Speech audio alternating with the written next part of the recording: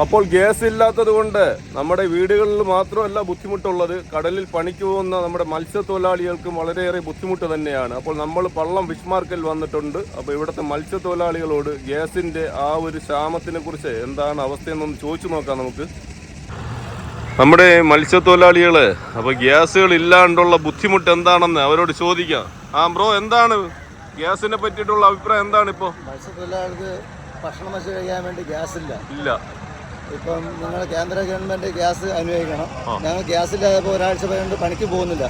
ഇതെന്തുകൊണ്ടാണ് നിങ്ങൾ ആനുകൂല്യം ഞങ്ങൾ തരുന്നത്? ഒരു ആനുകൂല്യം ഞങ്ങൾ തരുന്നില്ല. ഞങ്ങളെ പണികളും പോകുന്നുണ്ട്. ഇപ്പൊ ഇവര് പറയുന്നത് നമ്മുടെ മത്സ്യത്തൊഴിലാളികൾ ഇപ്പൊ 1-2 ദിവസമൊക്കെ കടലിൽ തങ്ങി ജോലി ചെയ്യുന്നവർക്ക് തീർച്ചയായിട്ടും ഗ്യാസിന്റെ ആവശ്യമുണ്ട് കേട്ടോ. ഇപ്പൊ ഇവര് താണ്ട് ഇതുപോലെ ഒരു ചെറിയൊരു കുറ്റിയിലാണ് ഗ്യാസ് നിറച്ചുകൊണ്ട് പോയിട്ട് ഇവരുടെ പാചകമൊക്കെ ചെയ്യുന്നത് കേട്ടോ. അപ്പൊ എത്ര ദിവസം കഴിഞ്ഞാ കരയ്ക്ക് വരുന്നത്?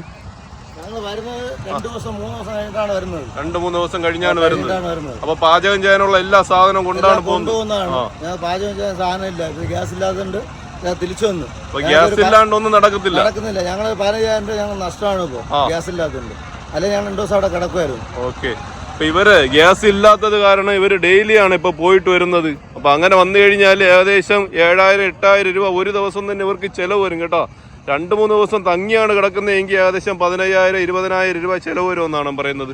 അപ്പോൾ ഇവർ ഇതുപോലെ ഗ്യാസ് കിട്ടാണ്ട് ഇവർക്ക് ഒന്നും മത്സ്യത്തൊഴിലാളികൾക്ക് പണിക്ക് പോകാൻ പറ്റാത്ത അവസ്ഥയാണ്. അതല്ലേ ഇവര് കൊണ്ടുപോകുന്നത് ചെറിയൊരു കുറ്റിയാണ് കേട്ടോ. ഇതുപോലത്തെ സാധനങ്ങൾ ഉപയോഗിച്ചിട്ടാണ്, ചെറിയ ചെറിയ കുറ്റികൾ ഉപയോഗിച്ചിട്ടാണ് മത്സ്യത്തൊഴിലാളികൾ ഒരു ദിവസത്തേക്കുള്ള ആഹാരമൊക്കെ പാചകം ചെയ്യുന്നത്. അപ്പം ബ്രോ, എന്താ പറയാനുള്ള? 2 ദിവസത്തിനുള്ള ആവശ്യമാണ് ഇത് കൊണ്ടുപോകുന്നത്. 2 ദിവസത്തെ ആവശ്യത്തിനാണ് ഇത് കൊണ്ടുപോകുന്നത്. ഇത് ഗ്യാസ് ഇല്ലാത്തതുകൊണ്ടാണ് 2 ദിവസമായിട്ട് പണിക്ക് പോകാത്തത്. അപ്പൊ ഗ്യാസ് കിട്ടാണ്ട് ഇവര് 2 ദിവസമായിട്ട് പണിക്ക് പോയിട്ടില്ലെന്നാണ് പറയുന്നത്. കാരണം എന്താന്ന് പറഞ്ഞാൽ ഇവര് അത്യാവശ്യം ആഹാരമോ സാധനമോ ഒന്നും ഇവിടെ നിന്ന് കൊണ്ടുപോകത്തില്ല. പാചകം ചെയ്യാനുള്ള എല്ലാ സാധനം കടലിലാണ് കൊണ്ടുപോകുന്നത്. അപ്പൊ ഇവർക്ക് ഇതുപോലെ ചെറിയ കുറ്റിയിലെങ്കിലും ഗ്യാസ് കിട്ടിക്കഴിഞ്ഞാൽ ഇവർക്ക് ഒരു ദിവസമെങ്കിലും തങ്ങി ജോലി ചെയ്ത് കരയ്ക്ക് വരാൻ പറ്റത്തുള്ളൂ അല്ലേ? ഓക്കെ. എന്നാ അപ്പൊ ഇനി എന്താ ഗവൺമെന്റ്, നമ്മുടെ കേന്ദ്ര സർക്കാരിനോട് എന്താ പറയാനുള്ളത്? ഗ്യാസ് ഇല്ലാതെ നമുക്ക് കടലിൽ പണിക്കാൻ പറ്റില്ല. കടലിൽ പണിക്കാൻ പറ്റില്ല. വീട്ടിലെയും പാചകം ചെയ്യാൻ പറ്റില്ല. വീട്ടിലും ഗ്യാസിന്റെ ബുദ്ധിമുട്ടുകൾ ഉണ്ടല്ലേ ഇപ്പോ? അപ്പൊ ഏതായാലും എത്ര വേഗം തന്നെ നമ്മുടെ കേന്ദ്ര സർക്കാർ നമുക്ക് ഗ്യാസുകൾ കൊണ്ടെത്തിക്കാനുള്ള വഴി നോക്കുക. ഓക്കെ. നമുക്കിവിടെ ഗ്യാസിന് പറ്റില്ലാതെ ഭയങ്കര ബുദ്ധിമുട്ടാണ്. പണിക്കും പറ്റിയൊന്നും പോകാൻ പറ്റുന്നില്ല. നമ്മൾ അത്യാവശ്യം സാധനങ്ങളൊക്കെ കടലിൽ വെച്ചാണ് പാചകം ചെയ്ത് കഴിക്കുന്നത്. അപ്പം നമുക്ക് അത്യാവശ്യം ഗ്യാസാണ്. വീട്ടിൽ അത് ഗ്യാസ് ഇല്ല.